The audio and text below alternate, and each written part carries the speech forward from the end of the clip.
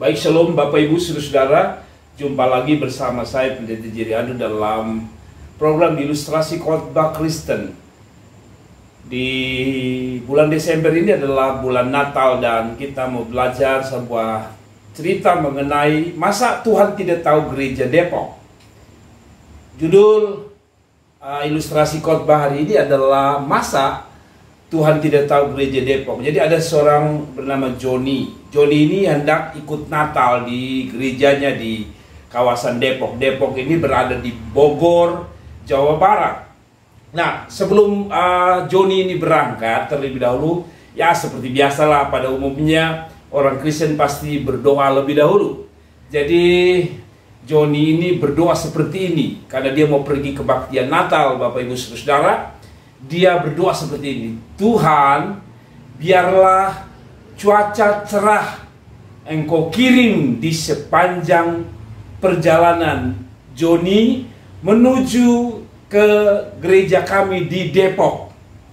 Begitulah, sekali lagi dia berdoa, Tuhan, biarlah cuaca cerah sehingga Engkau bisa kirim saya, Joni ini, supaya sepanjang perjalanan Joni menuju ke gereja di Depok dalam keadaan cerah, hujan tidak turun. Amin. Nah, saudara, ternyata saudara-saudara, setelah berdoa demikian, barulah ia berangkat menuju gerejanya naik sepeda motor. Karena ini adalah bulan Desember, kita tahu semua bahwa bulan ini adalah bulan hujan di mana-mana. Dan ternyata sepanjang perjalanan hujan turun dengan lebatnya. Apa yang didoakan Joni tidak terjadi. Semua itu di luar perkiraan Joni. Dan yang lucu, Joni berdoa, Joni duduk dan dia tunggu-tunggu hujan tidak berhenti. Padahal dia sudah bilang, Tuhan, saya ini mau Natal di gereja di Depok, di gereja kami di Depok, di Jawa Barat. Akhirnya Joni ini hanya bisa berteduh di sebuah halte bis atau halte bus. Sembari dia berdoa begini, ah Tuhan, masa Depok saja kamu nggak tahu. Jadi saudara-saudara, Joni menyalahkan Tuhan karena seolah-olah Tuhan tidak tahu gereja di Depok, alias Tuhan tidak tahu Depok itu sendiri. Jadi Joni minta supaya hujan jangan turun sepanjang perjalanan menuju Depok. Namun hujan tetap turun dan Joni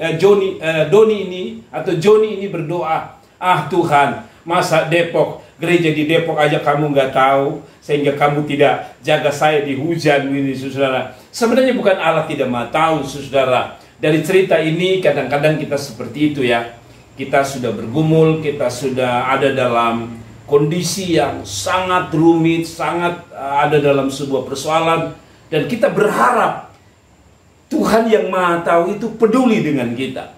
Namun ketika kita berharap bahwa Tuhan peduli di saat-saat kita kritis, di saat-saat kita menangis, justru kita kadang-kadang melihat Allah ini seperti buta. Tuhan ini seperti tidak tahu apa yang sedang kita alami. Tetapi dari pelajaran ini saya mau bilang sama saudara, apapun keadaan saudara, Tuhan adalah Tuhan yang Maha Tahu. Saudara harus tahu bahwa Tuhan Maha Tahu. Tuhan tahu sebenarnya Depok itu di mana. Tuhan tahu gerejanya Joni, Tuhan tahu. Tuhan tahu bahwa Joni juga mau ke gereja, mau ke Natalan. Tuhan tahu. Tapi kenapa Tuhan kasih hujan? Saya punya jawaban sederhana. Karena bukan hanya Joni yang membutuhkan atau tidak membutuhkan hujan, ada petani yang membutuhkan hujan. Jadi banyak kali kita ini mementingkan diri. Kita berpikir kan saya mau ke Natal. Sebenarnya kan Joni sederhana, tinggal naik mobil dan dia sampai ke gereja dalam keadaan tidak basah. Dia lupa bahwa Tuhan bukan tidak menjawab dia. Bukan Tuhan tidak tahu tentang pergumulan dia mau ke Natal. Tapi hujan juga dibutuhkan oleh sang petani. Demikian saudara-saudaraku, Allah bukan tidak tahu, Allah Maha Tahu. Dari pelajaran ilustrasi tadi, di ilustrasi Joni yang mengalami hujan di hari Natal itu, saya ambil kesimpulan Tuhan tetap Maha Tahu. Tapi kenapa Tuhan, kalau Tuhan Maha Tahu, saya tetap punya persoalan? Tadi saya jawab, Joni memang punya persoalan dengan hujan. Tapi sang petani juga membutuhkan hujan. Dia sedang berdoa supaya hujan. Nah, dari pelajaran ini saya tarik kesimpulan, saya teringat Matius 6 ayat yang ke-31 sampai ayat yang ke-32. Matius 6 ayat 31 sampai 32. Saya baca untuk saudara. Sebab itu janganlah kamu khawatir dan berkata, apakah yang akan kami makan? Apa yang kami minum? Apa yang akan kami pakai? Kata Alkitab di dalam ayat 32, semuanya itu dicari bangsa-bangsa yang tidak mengenal Allah. Akan tetapi Bapamu yang di sorga tahu bahwa kamu memerlukan semuanya itu. Jadi dari ilustrasi tadi dari Joni yang kehujanan tadi, saya belajar. Joni bertanya, apakah Tuhan tidak tahu Depok? Tuhan tahu. Nah demikian, apakah Tuhan tidak tahu persoalan saudara dan saya? Apakah Tuhan membiarkan itu saja atau memang dia bukan Allah yang maha tahu? Dia tahu. Dan dari ilustrasi tadi saya belajar dari Matius 6 ayat 31-32. Pertama, Tuhan tahu apa yang engkau perlukan. Saudara, dalam konteks Matius 6 ayat 31-32 dikatakan, sebab itu janganlah kamu khawatir dan berkata, apa yang akan kami makan, apa yang akan kami pakai, apa yang akan kami pakai. Saudara, yang pertama, Tuhan tahu kebutuhan saudara. Dalam istilah yang digunakan adalah makan, minum, dan pakai. Adalah kata yang berlaku untuk manusia yang sedang membutuhkan. Itu bicara tentang kebutuhan-kebutuhan manusia. Makan, minum, pakai.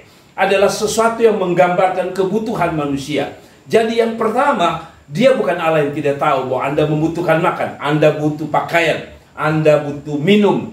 Tetapi sekali lagi dia maha tahu. Karena itu jangan pernah khawatir, karena Allah maha tahu apa yang kau perlukan. Yang perlu kau lakukan adalah berusaha bekerja sekuat mungkin dan biarkan Tuhan mencukupi apa yang menjadi kebutuhanmu. Tentu ayat ini saya terjemahkan lebih luas. Ada banyak kebutuhan kita. Ada yang bukan hanya makan, minum, pakai, tapi ada pendeta-pendeta yang sampai hari ini masih jomblo, yang juga membutuhkan jodoh. Saya percaya dia tahu kebutuhan saudara. Karena itu saudara yang sudah tua tapi belum menikah sampai saat ini, saudara bergumul tapi aduh rasanya jodoh di atas gunung, saudara terpele dengan gunung, maka saudara harus tahu bahwa kalau dia tahu kebutuhan engkau makan, minum, pakai, saya pikir dia juga tahu kebutuhan saudara untuk mendapatkan pasangan hidup. Yang kedua, dia tahu apa? Saudara-saudara, dikatakan semua itu dicari bangsa-bangsa yang tidak mengenal Allah. Akan tetapi Bapamu yang di sorga tahu bahwa kamu memerlukan semua itu. Saudara, saya terjemahkan dengan kata Tuhan maha tahu. Dia katakan dia tahu semua itu. Bukan hanya makan, minum, pakai. Dia tahu engkau sakit. Dia tahu engkau punya beban berat. Dia tahu engkau punya persoalan. Dia tahu beban hidupmu. Dan satu yang saya mau bilang sama saudara, dia tahu masa depanmu.